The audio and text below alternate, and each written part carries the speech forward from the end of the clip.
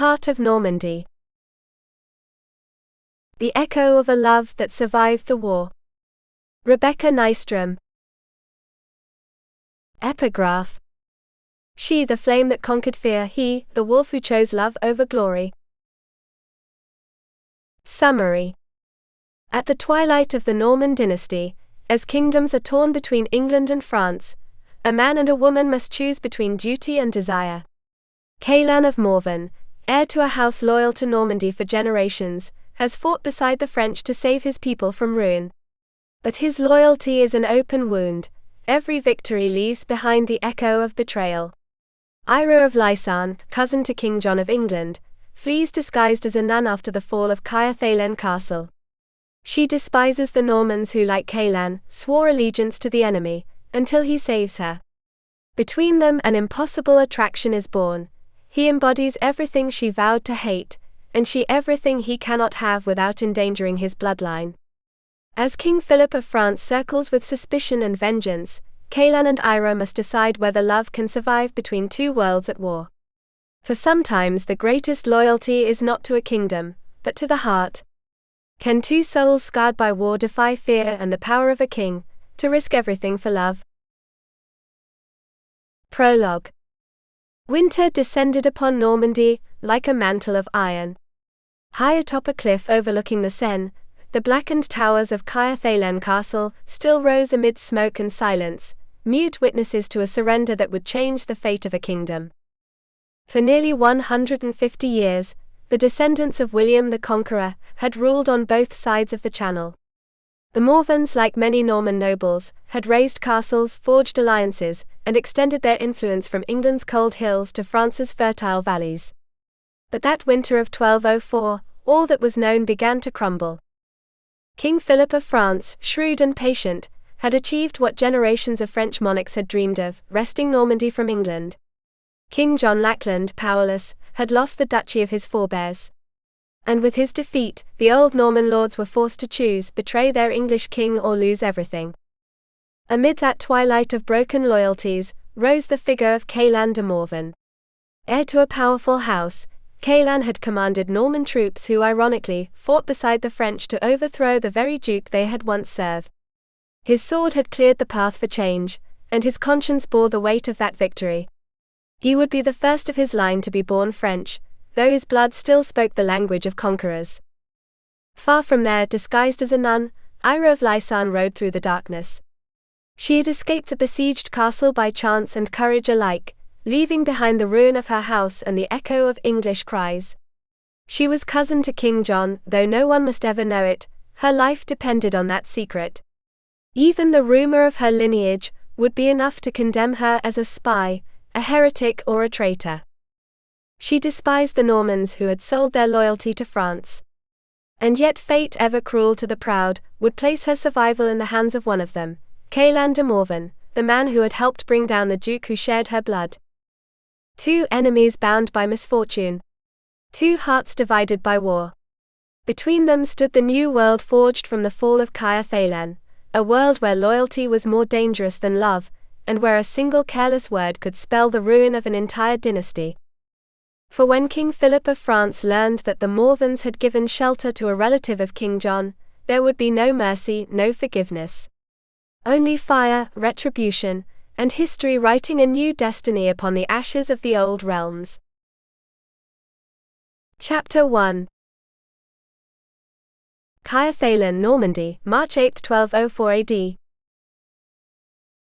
Siege. The siege had finally ended. After 2 years of hunger, plague and despair, Chateau Caer Thalen, the fortress King Richard the Lionheart had once declared impregnable, had fallen. The last defenders surrendered before the superior strength of the French and Norman forces. Caelan de Morven looked upon the battlefield, strewn with bodies, smoke and silence. He felt no pride, no relief, no glory. Only exhaustion. His soul ached more than his wounds. He searched among the ruins for his brothers, and sighed with quiet relief when he found them alive. Aemon, his face hardened by blood and rage, met his gaze without a word. Finn, seated by the wall of a well, stared into nothingness, lost in some memory no one dared disturb. At last, declared the French commander with a satisfied smile. Normandy is ours. The words rang harshly in the air, as if they did not belong to that land. Caelan had thought himself resigned to fighting alongside the enemy of his country, yet the French tongue still sounded foreign, invasive. We have driven King John from these lands, the man went on. You Normans are no longer under his tyranny. You are French now. Caelan clenched his fist. For an instant he wanted to break the man's nose. He knew that if he did, his men would follow him, but it would be useless. They were outnumbered, and the war had already claimed too many lives. The House of Morven, like many Norman nobles, had understood that King John's tyranny had to end, but that truth did nothing to dull the pain. For generations, the Morvens had carried the blood of the old Norse warriors who had conquered these same hills centuries ago. Now they were to bow before a foreign king. The irony was bitter. We shall serve the benevolent King Philip, Caelan replied, his voice edged with restrained mockery. 4 centuries of independence ended in a dawn stained with blood. The commander frowned. Take your men beyond the walls. See to the survivors. Caelan nodded silently. Aemon approached, a weary half-smile on his lips. Seems your tongue has gotten you in trouble again. And we'll be the ones paying for it, added Finn, resting a brotherly hand on his shoulder. For a long moment, the 3 stood together in silence. They had shared childhood, the sword, and now fear.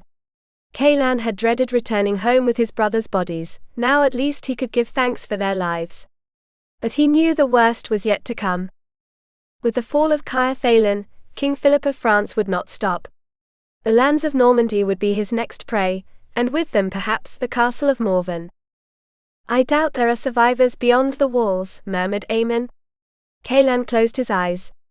He remembered the villagers who, 2 years before, had sought refuge within the castle when the siege began. Hunger had driven them out, but the French had denied them passage. For months men, women and children had died of cold and despair, between the enemy lines. That cruelty, Caelan thought, was not war. It was barbarity. I suspect the French soldiers are thinking more of plunder than of rebuilding, he said bitterly. The thought sickened him. Those who endured Caer Thalen have suffered enough already. Eira. Deep within the castle, Eira of Lysarne huddled with other women in a damp cellar, breathing fear. The air was thick with earth, sweat and tears. Every clash of swords, every distant cry felt closer, more final. For 2 years she had believed Caer Thalen would hold. But now, as the walls trembled with the roar of battle, she understood it was over. Eira was neither Norman nor French. She was English, and to her misfortune cousin to King John Lackland. An inconvenient relative, trapped in the wrong fortress serving the wrong man. Once her lineage had been a source of pride. Now it was a curse she had to conceal. When King John sent no aid, when the messengers stopped coming and hunger became unbearable, she learned to silence her name and her blood. She knew what would happen when the gates finally gave way. The women, noble or common, would all share the same fate. And if anyone discovered who she was, her kinship to the English king would be her death sentence. The crash of a splintering door tore her from her thoughts. Eira clutched the veil covering her head, trying to pray, though the words no longer made sense. Somewhere above her, amid smoke and steel, a man named Caelan of Morven looked toward the same grey sky, unaware that his fate had just become entwined with hers. Chapter 2. Neither kingdoms nor borders. Eira decided to risk everything, and slip out of the cellar, leaving her fate in God's hands. If luck favored her, the chapel would be a more fitting place to die than that damp dungeon. Perhaps she thought the soldiers would respect sacred ground. She moved silently and by a trembling miracle, found no one. She groped her way through the darkness of the chapel, and let out a sigh that was more relief than hope. In the dim light, a group of nuns knelt before the altar, praying softly, unaware of her arrival. Exhausted, covered in dust and dried blood, Eira fell to her knees and broke into sobs. Her throat burned, her faith ached. Then she noticed beside her the calm gaze of a nun. Eira tried to recall her name. Sister Moiren, the woman said softly, as if speaking to a daughter returning from a wayward path. You are Eira of Lysarne. Eira caught her breath. Yes, she stammered. Do not despair. I have a plan. The surprise left her speechless. How could that old woman know her name? Morven looked alarmingly serene, and her composure had the weight of a sentence. Something cold settled in Eira's stomach, heavier than hunger, the certainty that her kinship with King John made her a dangerous pawn. It is your only escape, my lady, insisted the nun. They may profane even the servants of God, but there is still one hope left. If they learn who you are lost. Morven's voice was not fanatical, it was practical, tempered by years Eira could not imagine. With steady hands, she offered her a worn, musty-smelling habit. Dazed, Eira accepted it. Stripping off her filthy clothes was humiliating, putting on the monastic garb, almost an insult to the blood in her veins. The coarse robe hung on her like a shroud. Morven helped her fasten the coif, its size turning her into something like a motionless swan. The stiff wings of fabric framed her face and hid her features. The intent was clear, no one must recognize a noblewoman among the silent prayers. A final touch, murmured the nun, rubbing a dusty mixture onto Eira's cheeks. Ash from Ash Wednesday. It will make you look older. Morven had noticed without comment the small dagger strapped to the young woman's forearm since the early months of the siege. She said nothing. The wide sleeve of the habit concealed the weapon, yet paradoxically made it easier to reach. Eira remembered those proud days when she had sworn that Chateau Caer Thalen would never fall. Her kinship with Richard, and her recent introduction to Duke John's court had once filled her with pride. Now reality had torn off the mask. Hunger, plague, piled corpses, the impregnable fortress had been nothing but a broken promise. Hunger, thirst and sleepless terror had taught her a brutal truth: royal blood offered no advantage against death. She trembled with shame at her own cowardice. She ought to show the backbone of a noble lady. But the truth was rawer, she was terrified. We will ask permission to tend the wounded in the camp, Morven whispered. It is our duty and perhaps your chance to leave. Eira nodded weakly, and clutched the wooden crucifix hanging from the nun's neck. She had no strength even to cross herself. For an hour they knelt together as the sounds outside grew unbearable, shouts, sobs, the pounding of boots against stone. When the chapel doors burst open, a chill ran down Eira's spine. The stench of sweat, leather and iron flooded in.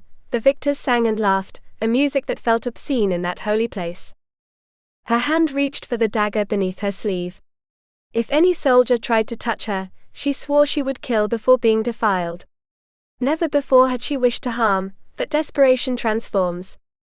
Morven rose with dignity.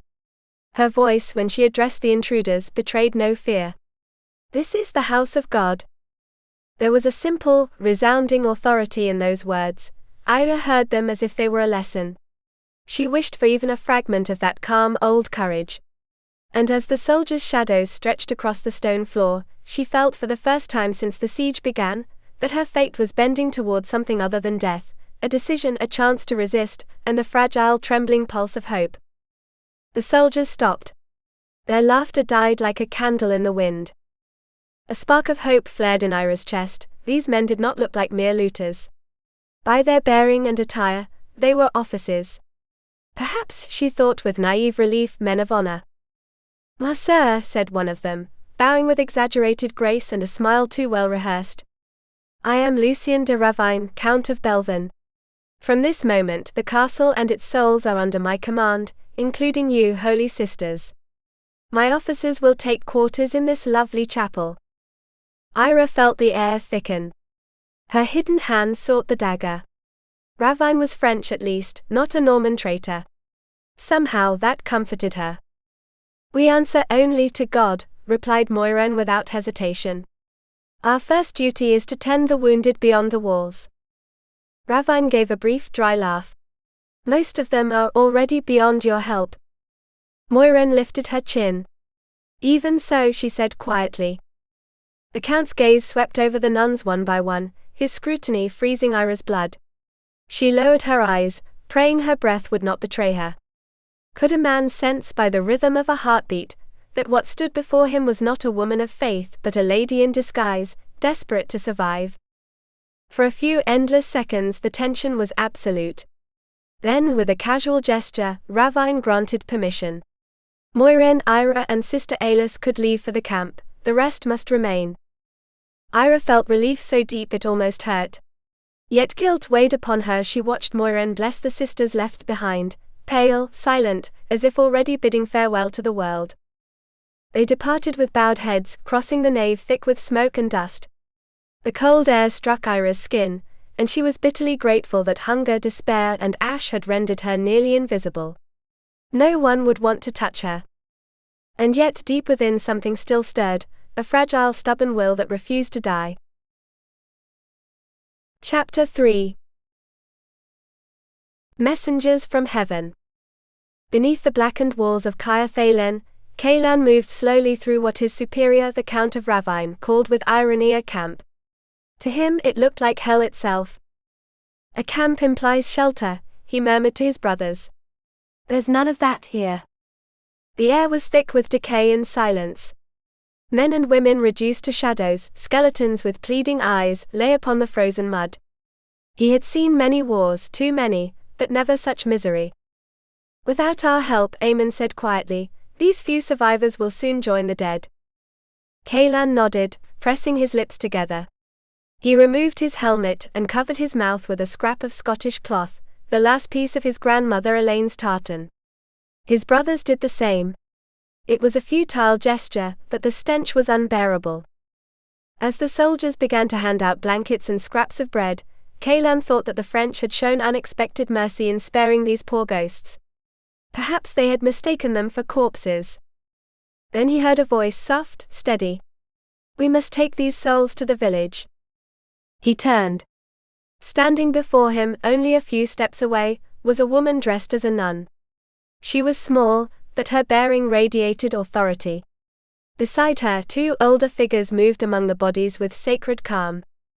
These sirs, Caelan greeted with a slight bow. Speak to me, I beg you. Sister Morven, one of them said wearily. A Scotsman covers his face, my lord, yet he speaks our tongue. Caelan hesitated. Explaining who he was made little sense. You are a miracle sent from heaven, he replied simply. Do you come from the village? No. Morven shook her head slightly. The Count of Ravine allowed only 3 of us to leave, myself, Alis, and Sister Eira. The name lingered in the air. There was something strange in the way she spoke it, a note of loss or warning. Caelan noticed how the other 2 nuns lowered their heads, a gesture that smelled of fear. His jaw tightened. He could imagine what had happened inside the castle, and nausea rose in his throat. Yet what unsettled him most was not the horror of the moment, but the stillness that radiated from those 3 frail figures, women exhausted, starving, draped in habits that seemed to hang from their souls, and yet still willing to save strangers. Later, as Caelan discussed the next move with his men, something to his left caught his attention. One of the nuns, the younger, straighter one, was kneeling beside a mud-covered child. Caelan thought she was praying, but when he drew closer he saw her weeping. She wept silently, as if each tear hurt more than the cold.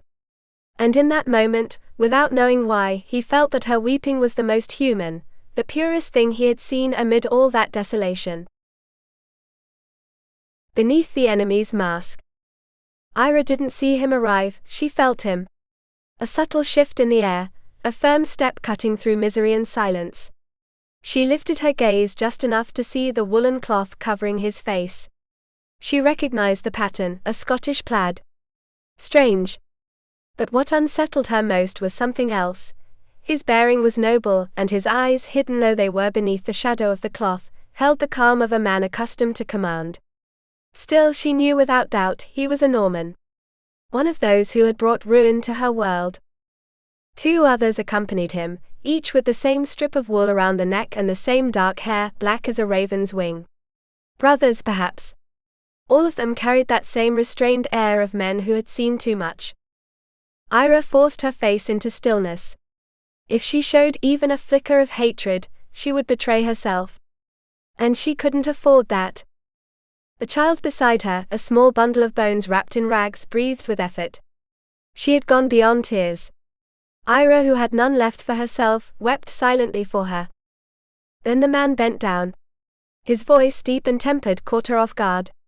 "Forgive me, sister," he said with a gentleness she hadn't expected. "This little one needs more than prayers. We'll take her to the shelter with the others." For a moment, Eira lifted her head, ready to rebuke him for his lack of faith. It was what a nun should do, though she herself had long since stopped believing God was listening. But when their eyes met, the words dissolved in her throat. They were blue as winter ice, yet within them burned a compassion that disarmed her. She lowered her gaze at once, finding herself before his mud-stained boots, his strong legs, the weight of a presence that unsettled her more than fear itself. A tremor ran through her, not of terror but of a hunger different, deeper, more alive than the body's, and awkwardly as she tried to rise, the torn hem of her habit caught beneath her.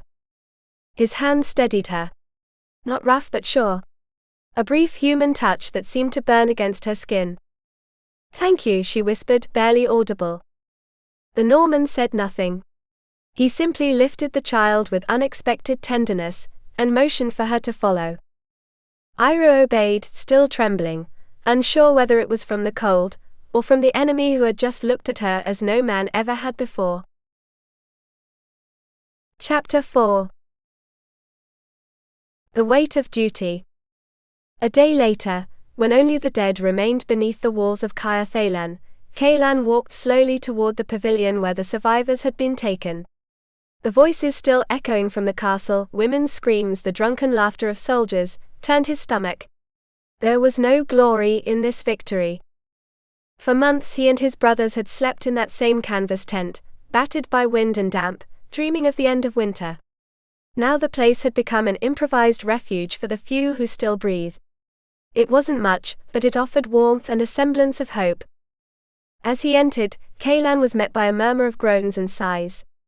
That sound he thought was the sound of life, fragile but life nonetheless. He knew the cold brought pain back when bodies began to wake. He paused for a moment, listening, when suddenly a distant melody drifted from the castle, drums, laughter, the music of celebration. He clenched his jaw. Celebrate what? He saw no triumph, only ashes and ghosts. His brother Finn had already left to bring word to their father. The Morven lands were in danger, wars, kings, broken oaths, everything could vanish in an instant. But Caelan had no mind for politics. That day his war was simpler and harsher, to keep alive a handful of starving children, trembling elders, and women who no longer believed in the dawn. With a weary gesture he removed the wool scarf still covering his face, the same one he'd worn while gathering the dead, and folded it carefully. He wanted the little ones to see his face, to know that not all men wore masks. The air inside the tent was thick, filled with the smell of fever and fear. 3 women, frail figures in tattered habits, moved among the sick with trembling yet determined hands. Caelan watched them in silence, with a mix of respect and pity. They had survived the hell of the siege, and still they remained, tending to others. And among them, that young woman. The sister, with the guarded eyes, who had looked at him as if she saw an enemy, and for a heartbeat something more. Caelan drew a deep breath, forcing that look from his mind. He could not afford to feel anything. Not there, not then. There were lives to save, and love, if he had ever known it, had no place among the ruins of Caer Thalen. And yet, when he saw her again bending over a feverish child, a spark, tiny, almost invisible, reminded him that even in the midst of horror, the human heart still sought warmth. Orphans. Eira was trembling. She gave silent thanks to her patron saint for saving her from the slaughter in the castle. She knew that many of the starving villagers would not survive, though that Norman officer seemed determined to try. When he removed his mask, she looked at him unintentionally. It was like being struck by light. He was a handsome man, with strong, elegant features and an air of restrained power. His cheekbones were high, his nose straight, and there was a faint shadow of a smile that she suspected had stolen the breath of more than one woman. Eira lowered her gaze at once, confused. How could such a face belong to an enemy? With no experience in tending the sick, she simply followed Sister Moirine's orders, moving among the exhausted bodies like an awkward ghost. She felt useless, an ornament out of place.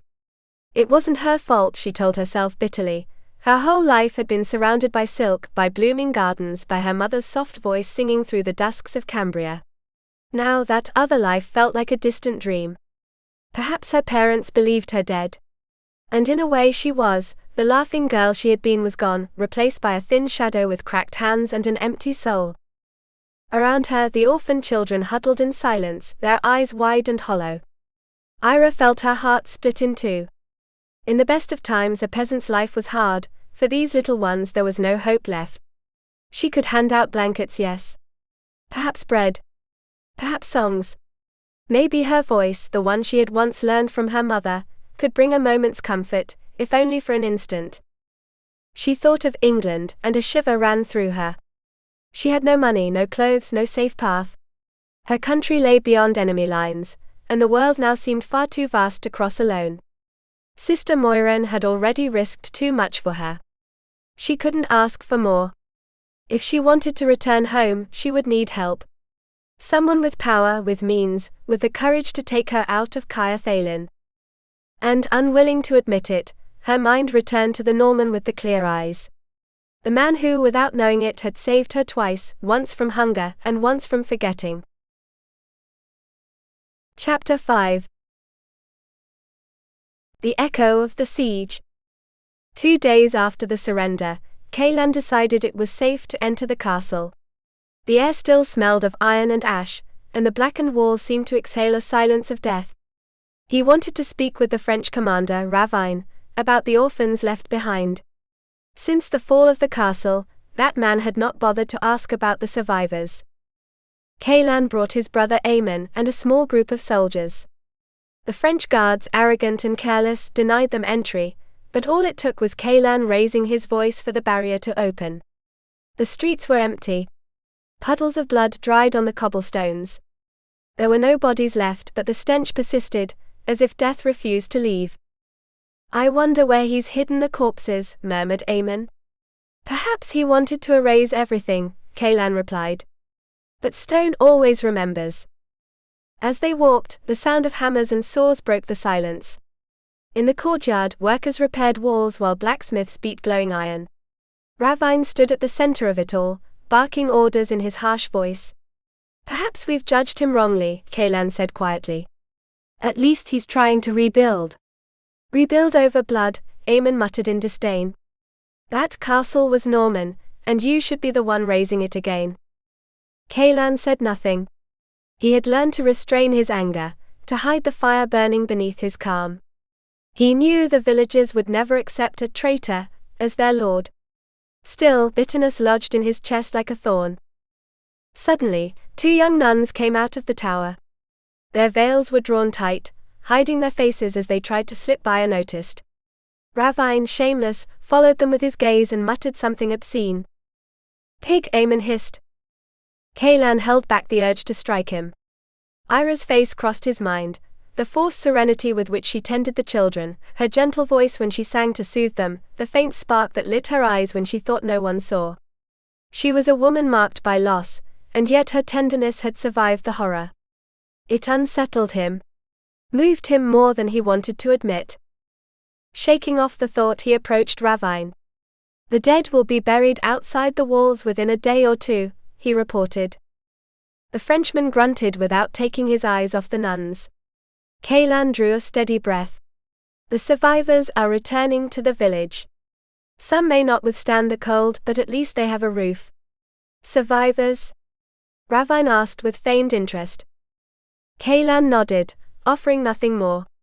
There was no use arguing with a man who had never known compassion. "When all is done," said the Frenchman, "you will attend the burials." "That won't be possible," Caelan replied evenly. "I must return to my castle. My father grows old, and I have neglected my duties for too long." The name Morven had the intended effect. Ravine, cautious now, nodded. "Very well. Take your men. We can manage here without you." Caelan inclined his head with empty courtesy. He did not intend to leave empty-handed. The orphans had no future among the ruins of Caer Thalen, and he would not let them starve. Nor would he leave Eira behind. It was not only pity that drove him, though that was what he told himself. It was something deeper, more dangerous. Something that had begun with a single look, and now followed him even when he tried to sleep. Chapter 6. Shadows beneath the ruins. Eira waited for the Norman brothers' return, with a mix of anxiety and relief.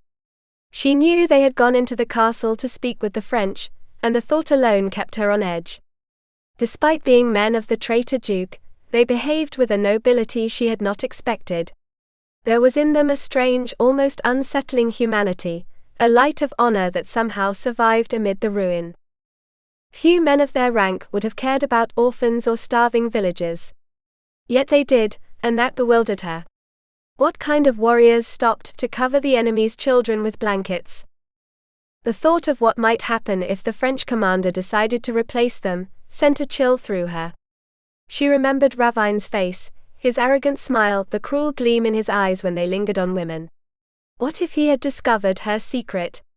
What if he knew that beneath her woolen veil hid a cousin of King John? The mere thought made her stomach twist. When the Normans returned, relief rushed through her like a breath of clean air. Their figures stood against the pale light of dawn, tired, covered in dust and soot, yet carrying that quiet bearing of men who had not forgotten who they were. She thought of asking about the sisters left behind but stopped herself. One look at their faces, tense, grim, too silent, told her she should not. Some things were better left unknown. So she kept silent and lowered her gaze, while the sound of the wind through the ruins seemed to carry the cries still trapped within the walls. And without meaning to, her eyes sought Caelan's. He met her gaze for only a heartbeat, long enough for her to understand that he too had seen too much, and that like her he was fighting not to break. A means of escape. Eira sat on the damp grass, hugging her knees, watching the children play at the river's edge. The air smelled of mud and running water. The little ones splashed naked, laughing as if the world had never burned around them. Seeing them happy even for a moment soothed her soul. They had survived the unthinkable, they deserved to forget. Her eyes settled on a red-haired girl, Eowyn. The little one had followed the Norman commander everywhere since the day he had rescued her from the rubble. There was something in that childlike devotion that moved her and at the same time unsettled her. Eira sighed. The smell of her own body embarrassed her, the rough habit scraped her skin. She longed to dive into the water, to feel it wash away the ash and fear. But she could not. Her disguise depended on the tight coif that hid her red hair. One glance would reveal who she was. And besides, the river offered no refuge. Some Normans, including their commander, had stripped off their shirts and were bathing with the children. Their strong bodies glistened in the sun, and although she tried to look away, something inside her rebelled. It had been so long since she had seen life move like this, so free, so masculine. She told herself that man, the Viscount Caelan de Morven, was a traitor. But when she saw him playing with the orphans, lifting Eowyn in his arms with a clean smile, her mind contradicted her. Could a traitor possess that kind of tenderness? The memory of King John ran through her like a chill. If he ever knew she had lived among the enemy, his wrath would be terrible. But she feared another storm even more, the one growing in her own chest. "We must give thanks for the recovery of these little ones," said Sister Moiren, approaching, with a gentle light in her eyes. "And for the man who offers them a new life." Eira looked up. "What do you mean?" "The Viscount of Morven will take them with him. He has promised to give them a home in his castle." The name echoed in her mind like a farewell. "Caelan," she whispered. She felt something inside her unravel, an absurd sense of loss for a man she should not even look at. "That is what his parents called him," the sister explained gently. "In memory of the murdered archbishop. His family believed they could prevent that crime, but from tragedy love was born." Eira turned her gaze toward the wounded castle walls. "Hard to imagine anything beautiful coming from this." Moiren took her hands tenderly. "Never lose hope, my daughter. Our Lord always opens a door where we believe only ruins remain. I have persuaded the Viscount to allow you to travel with the children." A spark of hope lit her chest, only to be dampened by the weight of guilt. "You should go with them, sister." "My place is here," she replied firmly. "The children trust you." Eira looked at her in confusion. "You know how I feel about the Normans." Morven smiled softly and caressed her face. "Even the most wounded heart can heal. Forgiveness does not change the past, but it opens paths. And you need one, Eira." She looked away, knowing the nun was right. Caelan de Morven was her chance to escape. And perhaps the greatest temptation God could place in her path. What hurts is not always punishment, but a calling. The soul, wise and patient, pushes toward what is feared, because there the truth is revealed. Caelan sought to protect his land, his name, his lineage, but the soul demanded more, to remember who he was beyond duty. Eira sought refuge and found a storm that forced her to awaken. Both were discovering that safety was not in walls nor titles nor even peace, but in recognizing the other as a mirror and a destiny. The mind seeks stability, the soul seeks growth. And sometimes the only way home is to burn first in what hurts most. Chapter 7. The weight of silence. Caelan emerged from the water, feeling his skin burn from the cold but his soul lighter. He lifted Eira, wrapped her in a cloth, and placed her on his shoulders while the girl laughed with a confidence that disarmed him. Aemon was leading the other children toward the shore, their voices filling the air with a mixture of exhaustion and joy only children knew. Caelan couldn't understand why that girl moved him so much. Maybe because in her innocence there was something that reminded him of what he had never had, a child. As the heir of Morven, his duty was to marry, perpetuate the name, fulfill the lineage. But Celine's deceit had closed that door. He had learned that love could be a trap, and had convinced himself that his fate would be solitude. His parents had been an exception among the Norman nobles, they truly loved each other. And that inheritance, that impossible ideal, had made him demanding, perhaps too much. He smiled bitterly. Perhaps the supposed curse of the Morven was precisely that, needing love to live it. He shook off the thoughts before they became too sad.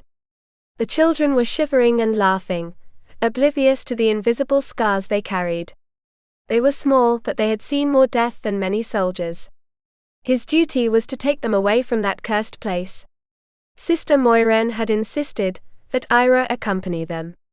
The children obeyed her with a mix of respect and silent devotion. Caelan, however, couldn't help wondering what that woman with a stern face and sad eyes was hiding. There was something contained in her, as if she feared that a single word might reveal too much. He didn't dislike her company, though he suspected the journey would be more bearable if she would just decide to bathe once and for all. He smiled at the thought, imagining his mother's expression, a practical, straightforward woman impossible to scandalize, when she met the mysterious sister who couldn't stand the water. While watching Eira dry a girl's hair with patient gestures, Caelan noticed she always kept a certain distance from the river, and from the men. There was a tension in her movements, an unease that didn't belong to the war alone. Perhaps that's why he decided not to look anymore. Or maybe because he feared what he might see if he stared too long. Tilda, but think about it, said Morven, removing her shoes and sitting on the shore with enthusiasm. Morven even found us a private place to bathe. He must have much more important things on his mind. Eira nodded. It was a considerate gesture on the Norman's part, but the idea of shedding the habit unsettled her. That dirty, stiff dress was not just uncomfortable, it was her shield, her disguise hiding her true identity. When Morven and Eilus lifted their skirts, and waded into the water up to their knees, it became clear that the true sisters had no intention of undressing completely. It was a relief. Eira breathed easy, until she had to follow them. Her legs were fragile, marked by hunger and fatigue, and they looked nothing like the firm slenderness of the other two. She stepped into the low current, at least grateful to wash some of her skin under the cool water. Before leaving, Morven and Eilus took water to rinse their faces. Eira hesitated for a moment. Wash up, Morven encouraged her. The ash? Eira murmured, pointing to the hardened remnants on her skin. We'll trade it for the river mud, replied the elder calmly. The cold water brushed her face, and for the first time in months she felt clean, almost like she could breathe again. She had to let, with no alternative, Morven smear the mud on her skin. Eira had never been considered an exceptional beauty, yet the thought of appearing ugly hurt her. It was a foolish and secret desire, that for just once, Morven could see her as she was, without masks, without disguise. Just once. Chapter 8. Leaving Caer Thalen. Eira had grown up riding live horses through the mist of her native Cambria. Riding was almost a second skin to her. That's why accepting to travel in a cart with the orphans felt humiliating, though Morven's firm gaze reminded her of the role she had to play. Saying goodbye to the sister who had saved her life was heartbreaking, but she couldn't afford to show weakness in front of Sir Caelan of Morven and his men. The children, full of excitement for the journey, fell into an odd silence as they passed through the walls of the citadel where they had suffered so much. Eira pulled Eowyn closer when the girl's tears rolled down her cheek. The past is behind us, she whispered. It's time to leave it behind. You smell better, sister, replied the little one with a comment that took her by surprise. Eira smiled. Thanks to the Viscount, I was able to bathe in the river and clean my dress.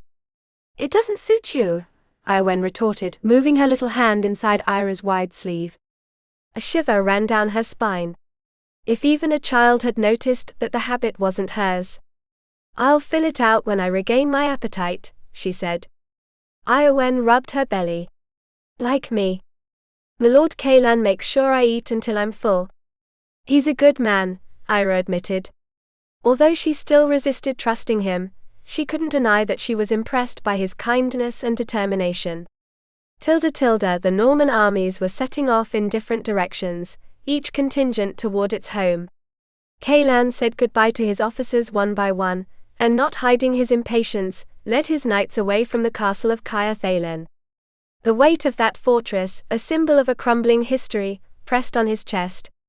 It chills me to think what great Rollo would say if he saw his duchy surrender to the King of France, he murmured to his brother Aemon. And our ancestor Ram of Morven, friend of the conqueror, must be turning in his grave, Aemon replied with a wry half-smile. Yes, Caelan nodded. We helped tear Normandy from the hands of the dukes who've ruled it since the time of Eric Dragon, our Viking ancestor. They longed to return home. After years of wars and imposed oaths, they only desired the peace of their lands. Caelan thought about how the king's ambition had brought the people to the brink of exhaustion. Richard the Lionheart built Caer Thalen, Aemon recalled, but he spent his life away on crusades that drained every last penny from his kingdom. Caelan sighed. And his brother John? He inherited neither his courage nor his charisma. Only his cruelty. Power devoured him, and with it, compassion. Aemon looked at him seriously. We can't change any of that. No, Caelan replied. But we can protect our own. They both understood their duty clearly, to secure the family fortresses and keep the branches of the Morven lineage united. Caelan glanced one last time toward Caer Thalen, its walls scarred by fire. That bastion would, for him, be the emblem of an era that was fading away. As he had anticipated, the French commander Ravine did not come to bid them farewell. Caelan didn't envy him. Rebuilding the remnants of that war would be a bitter task. His thoughts, unintentionally, drifted back to the 3 nuns who had fled before the fall. At least Morven and the others were safe. And Eira. He imagined her as he had seen her last, her face still marked by fatigue but softened by the sun. There was something strange about her, something that didn't quite fit with her nun's disguise. Perhaps it was her voice. Or the way she avoided gazes, as if she feared someone might see beyond the habit. And yet, when he remembered her by the river, the water reflecting light on her skin, he had felt a fleeting, almost involuntary urge to want to know what she was hiding. There's something intriguing about Eira, he told Aemon that night by the fire. I don't think French is her mother tongue. You're right, his brother replied. Her accent reminds me of Mother's. And she sings in English, with a melancholy that seems to come from her soul. Caelan fell silent. If Mairead, their mother, still had her sharp instincts, she would uncover the truth about that woman as soon as she heard her speak a single word. But he already sensed it. Eira was not who she claimed to be. And despite himself, he didn't want to unmask her. He wanted to understand her. Chapter 9. Wolf's target. Caelan had expected to reach Morven in 2 days, but the mud had other plans. The carts sank again and again into the wet ruts left by the spring rains, and the unexpected heat made the journey slower and more exhausting. The goodbyes to the other captains had stretched on too long, and by the evening of the second day the children were exhausted. Despite his impatience to return, Caelan decided to stop for the night. Traveling at night, even escorted by armed soldiers, would be foolhardy. There were some murmurs of frustration among the men, eager to get home, but he didn't blame them. He, too, was consumed by the desire to finally see the towers of Morven silhouetted against the dawn. That fortress on the promontory, with its walls washed by the sea wind, still stirred the same reverence in him as it had when he was a child. He imagined the awe in the orphans' eyes when they saw their future home. Only Eira seemed relieved by the delay. There was a subtle, almost imperceptible nervousness in her, growing as they neared the castle. Perhaps she feared the moment when the children would be handed over to new families, or her own departure to the convent of Carne. Caelan watched her from a distance, surrounded by the sleeping children, the firelight casting golden glints on her veil. It was a serene image, yet it held a shadow that unsettled him. He forced himself to look away and focus on the camp tasks, lighting the bonfires, checking the saddles, watering the horses. The routine dispelled useless thoughts. The cooks prepared a simple dinner of bread, cheese, and beer. No one complained. The next day they would eat better at home. Beneath the oak branches the soldiers settled on the ground, laughing quietly before falling asleep.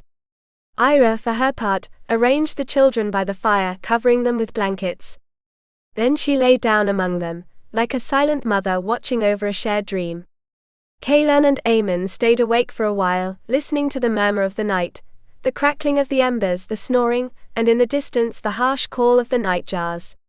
Caelan breathed in the cold air filled with earth and resin.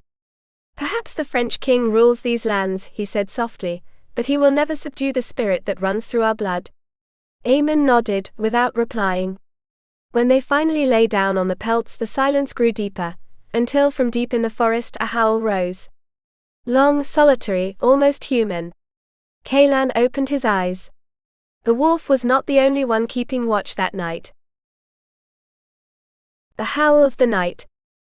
Eira wasn't sleeping when the first howl tore through the silence of the forest.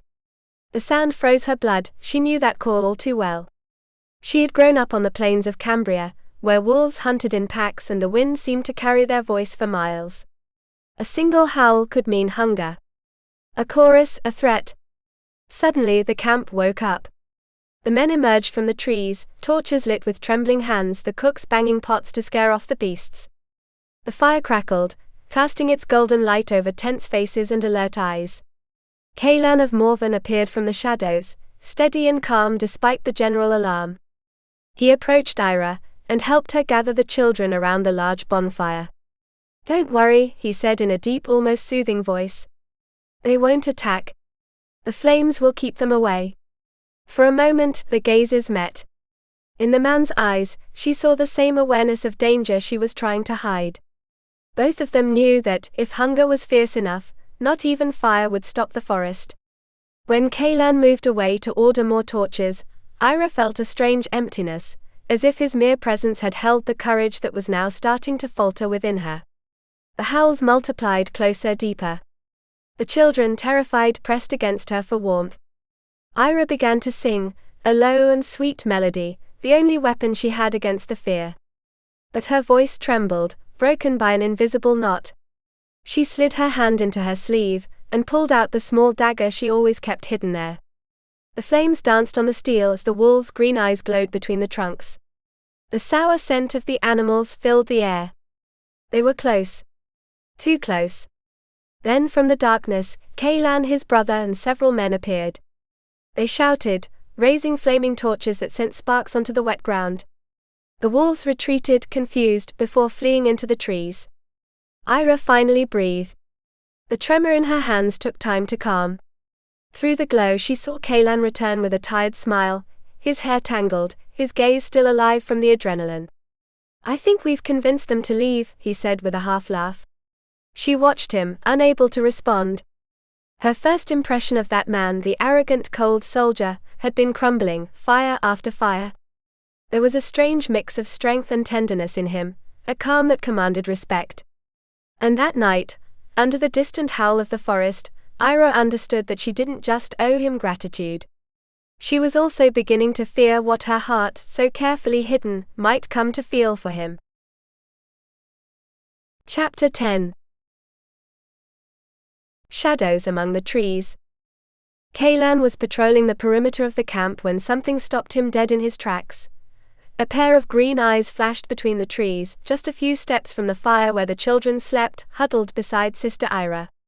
"I should have known the wolves would go after the most defenseless," he muttered bitterly to his brother Aemon. A gesture was enough for several soldiers to follow him into the underbrush, torches raised, the orange light trembling over the darkness. The forest seemed to hold its breath, the wind fell silent, the sounds dissolved until only the distant crackle of the fire remained. Finally, the eyes disappeared. When Caelan returned to the clearing, he found Eira surrounded by silence. The children were sleeping, peaceful once again, and she was humming softly, her face illuminated by the glow of the flames. There was something in her serenity that disarmed him, a silent strength he hadn't expected from a woman so fragile in appearance. Then he saw it, a metallic glint, barely a second before she hid it beneath her habit. A dagger. He couldn't have been mistaken. Caelan pretended not to have noticed, but his mind worked with military precision. A woman could arm herself for self-defense during a war, yes, but a nun, where would she have gotten such a weapon? The idea that the other religious women were similarly armed seemed absurd. No, there was something different about her. Something that eluded the image of devotion she was trying to maintain. As the embers died down, and the forest returned to whispers, Caelan decided it would be wise to keep a closer watch on her. Not only because he distrusted her, but because, for reasons he couldn't explain, he couldn't stop. At dawn, Eira barely managed to sleep. Every time one of the children whimpered through a nightmare, she sat up to calm them, murmuring words she could hardly hear herself. She couldn't stop thinking about the dagger. She had hidden it clumsily, and she was sure Caelan had seen it, or worse, the children. If they spoke, if they mentioned it, her whole disguise would come crashing down.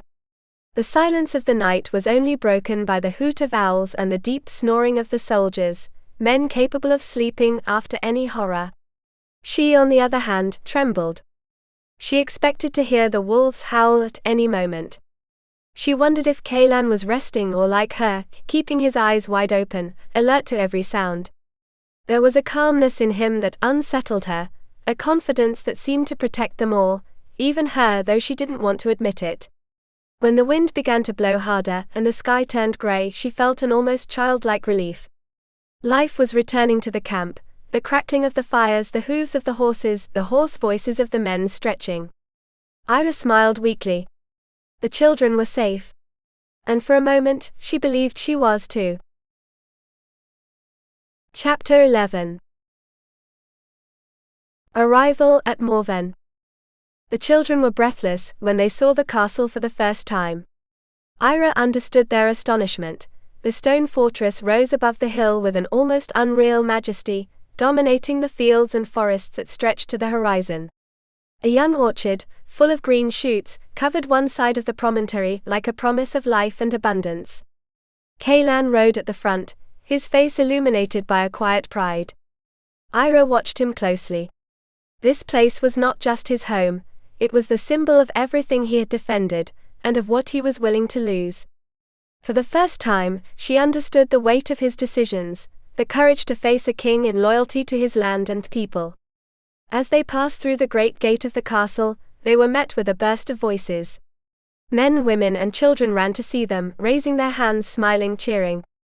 Eira was surprised to see how the Morven brothers greeted them one by one, bowing from their horses, taking the hands of the peasants with sincere affection. She had never witnessed such approachable, human nobility. Caelan dismounted with grace. A stable boy took the reins as he responded to the backslaps and laughter of the welcome. His smile, that mix of assurance and warmth, seemed to ignite everything around him. Eira noticed how the people looked at him with respect, not fear. They didn't see him as a traitor, but as a son who had returned victorious. Clutching the children to her side, she thought of the other Normans, of those who had suffered with her inside the walls of Caer Thalen. Perhaps the peasants understood better than the nobles that kings could fall, and that loyalty didn't always belong to the crown, but to the heart. The commotion died down when a pair of elderly figures appeared at the top of the stairs.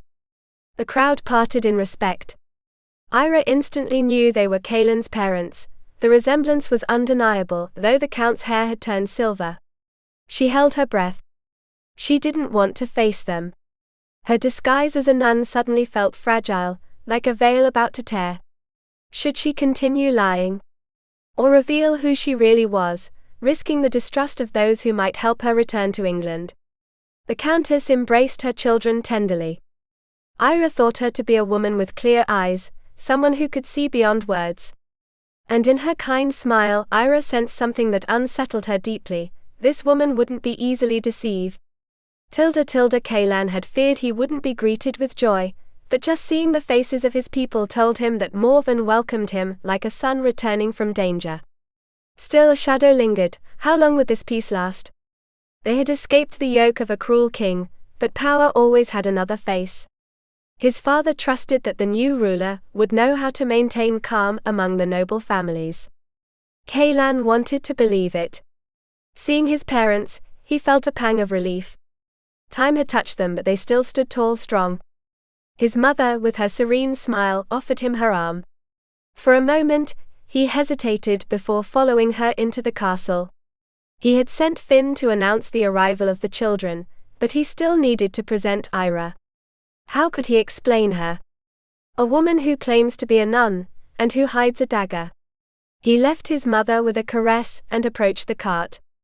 As he imagined, his hands almost fully encircled Eira's waist as he helped her down. She avoided his gaze, yet for an instant the world seemed to stop. The journey had returned a faint flush to her cheeks, a hint of life to her pale skin.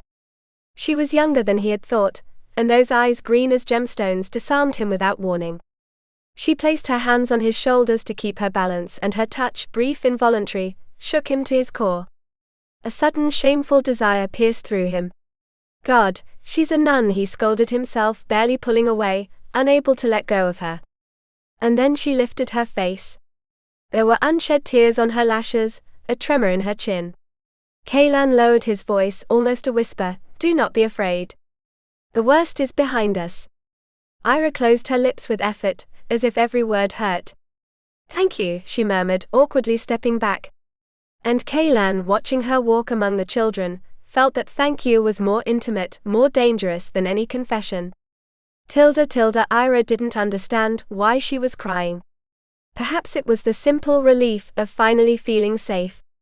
After so many months in a besieged castle, the tension began to dissolve, as if the fear of hunger and death was slowly shedding from her skin.